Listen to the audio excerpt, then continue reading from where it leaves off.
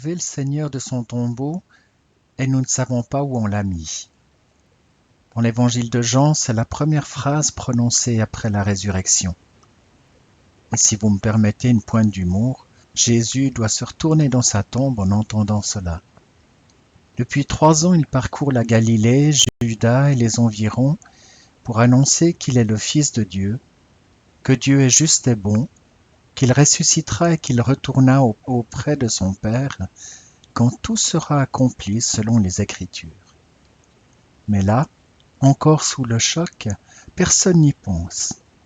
Chacune et chacun regarde avec les yeux et l'intelligence, mais personne ne voit avec son cœur et son âme. Sauf peut-être Marie de Magdala qui pleure dans le jardin, à côté du tombeau vide. Le texte ne précise pas le sujet de sa tristesse, mais on peut imaginer qu'elle est encore dans le deuil de la mort de Jésus, que ses émotions la tourmentent et qu'elle ne comprend plus rien. Peut-être comme nous, lorsqu'on se sépare de quelque chose d'important ou que quelqu'un nous ôte quelque chose de précieux, ou encore qu'un tourbillon de pensées nous précipite dans l'angoisse et le désespoir. C'est le moment où l'on craque, comme un barrage qui lâche ses eaux. Marie pleure et Jésus s'approche d'elle. Elle ne le reconnaît pas et elle déverse sa colère sur lui. Alors Jésus lui dit doucement « Marie » et elle se retourne vers lui, le reconnaît et lui dit en hébreu « Rabouni ». La présence de Jésus et le son de sa voix l'ont réveillée. Elle se relève. Littéralement, elle ressuscite dans cette présence. Et sa résurrection est contagieuse. Marie va en parler aux autres disciples, qui à leur tour vont voir Jésus et qui entreront eux aussi dans un renouvellement de leur foi, de leur force et de leur espérance. Des disciples pourtant assez minables, incapables et imbéciles tout au long de l'Évangile, mais ils viendront après avoir reçu l'Esprit Saint et après la résurrection des apôtres pleins de fougue et d'espoir, qui vont parcourir le monde contre vents et marées pour partager l'Évangile, et cela même au péril de leur vie.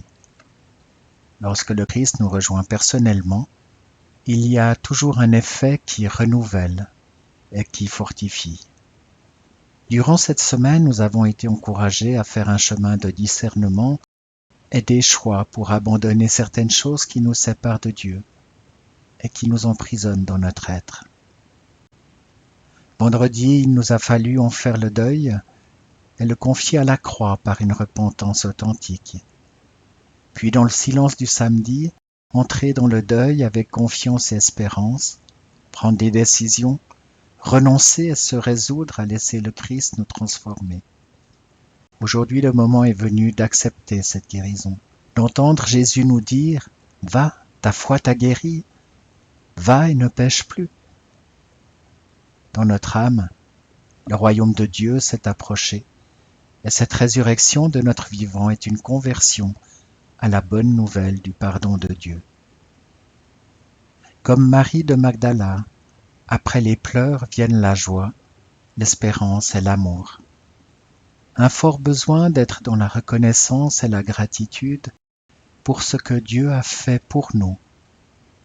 Et comme Marie, la mère de Jésus, qui disait « De tout mon être, je dirai la grandeur du Seigneur. Mon cœur déborde de joie à cause de Dieu mon Sauveur, car il a porté son regard sur l'abaissement de sa servante. Oui, dès maintenant et en tout temps, les humains me diront bienheureuse, car celui qui est puissant a fait pour moi des choses magnifiques. Il est le Dieu saint. » On peut se rappeler également le psalmiste qui disait « Qu'est-ce que l'homme pour que tu penses à lui, le fils d'un homme, que tu en prennes souci ?» C'est dans le psaume 8. Oui, Dieu est bon avec nous. Il désire retrouver cette relation sincère et directe avec nous, telle qu'il voulait nous la donner à l'origine. Une relation dans la paix, le bonheur et la confiance mutuelle. Être perpétuellement dans le 7e jour, qui est celui du repos et de la louange. aujourd'hui nous nous en sommes approchés. Que notre foi nous aide à résister aux tentations et à vivre librement dans la volonté et dans l'amour du Seigneur, des autres et de nous-mêmes. Amen.